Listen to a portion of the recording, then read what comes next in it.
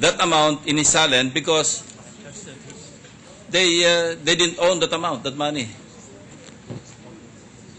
I'm asking a question. Well, to us, it should be included in the salary. But you said they didn't own that money. No, we did not say that.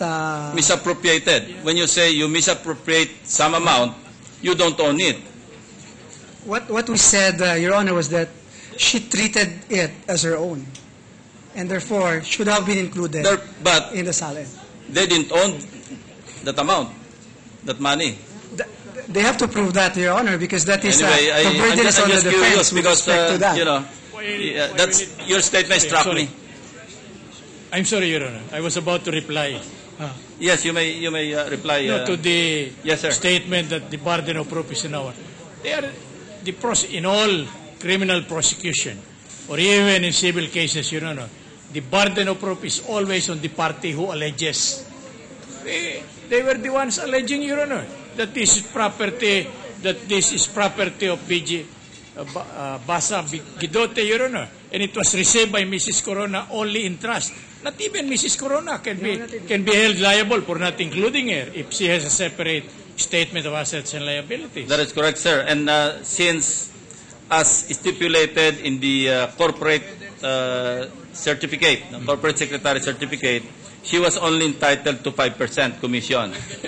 So is it also your contention that Mrs. Corona or the Chief Justice should only include the amount equivalent to 5% of 34.7 million? If she received the amount and she was paid, Your Honor, and in fact there is no evidence to that effect, I think if she received, she may be liable. Anyway, but not Chief Justice Corona. She has nothing to do with the transaction, Your Honor. She is neither the buyer, much less the seller, nor is she an agent or the broker. In other words, we have here a case of general accusation. All right, perang pumunta sa inyo yan, i-account ninyo. We do not agree with that kind of proposition because anybody else can be held. I'm not referring to the...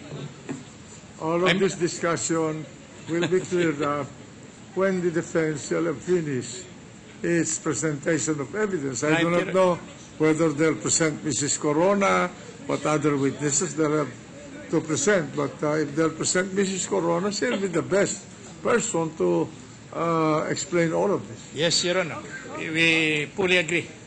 So, Mr. President, yes, Senator Ralph Recto wishes to be recognized. The gentleman from Batangas.